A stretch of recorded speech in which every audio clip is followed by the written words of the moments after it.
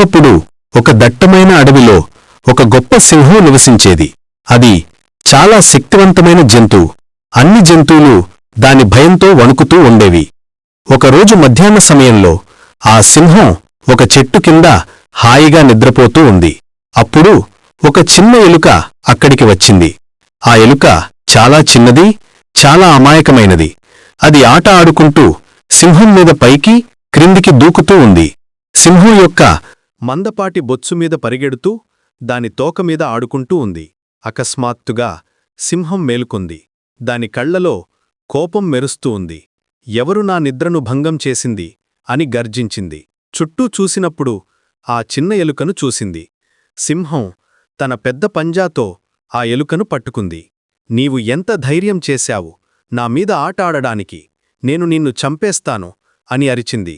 ఆ చిన్న ఎలుక భయంతో వణుకుతూ ఉంది. దాని చిన్న గుండె వేగంగా కొట్టుకుంటూ ఉంది. దయచేసి నన్ను వదిలేయండి అని ఎలుక వేడుకుంది. నేను చాలా చిన్నదాన్ని, మీకు ఎలాంటి హాని చెయ్యలేదు.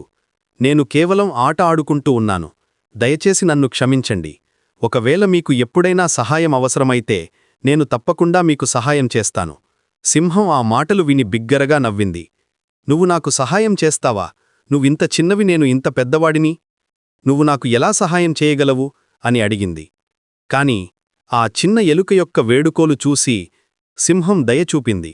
సరే, వెళ్ళిపో, కాని మళ్ళీ నా దగ్గరకు రాకు అని చెప్పి ఆ ఎలుకను వదిలేసింది. కొన్ని రోజులు గడిచిన తర్వాత ఆ సింహం అడవిలో తిరుగుతూ ఉంది. అకస్మాత్తుగా అది వేటగాళ్లు వేసిన వలలో చిక్కుకుంది.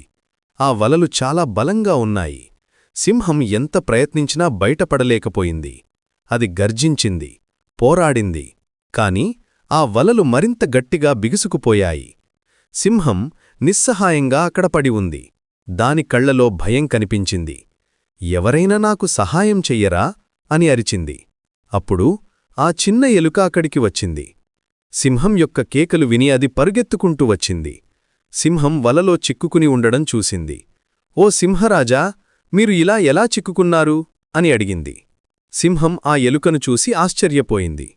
నువ్విక్కడ ఎందుకు వచ్చావు? నేను వేటగాళ్ల వలలో చిక్కుకున్నాను. నేను బయటపడలేకపోతున్నాను అని చెప్పింది. ఎలుక వెంటనే చర్య తీసుకుంది.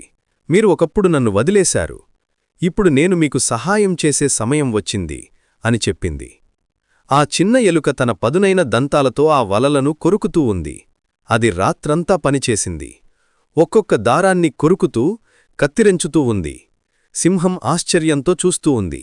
ఆ చిన్న ఎలుక ఎంత కష్టపడుతుందో చూసింది. చివరకు ఆ ఎలుక వలలలో పెద్ద రంధ్రం చేసింది. సింహం ఆ రంధ్రం గుండా బయటపడింది. అది స్వేచ్ఛగా నిలబడింది. సింహం ఆ ఎలుక వైపు చూసి చాలా కృతజ్ఞతతో నిండిపోయింది. నువ్వు నిజంగా నాకు సహాయం చేశావు. నేను నిన్ను తక్కువగా అంచనా వేశాను. నువ్వు చిన్నవైనా నీ హృదయం చాలా పెద్దది అని చెప్పింది. ఆ రోజు నుండి సింహం మరియు ఎలుక మంచి స్నేహితులయ్యారు. వారు కలిసి అడవిలో తిరుగుతూ ఉండేవారు. సింహం ఇకపై ఎలుకను చిన్నదని అనుకోలేదు. ఎలుక కూడా సింహంతో భయం లేకుండా మాట్లాడేది. వారి స్నేహం అందరికీ ఒక ఉదాహరణ అయ్యింది. ఈ కథ మనకు ఒక ముఖ్యమైన పాఠం చెబుతుంది. ఎంత చిన్న వ్యక్తి అయినా వారు మనకు పెద్ద సహాయం చేయగలరు.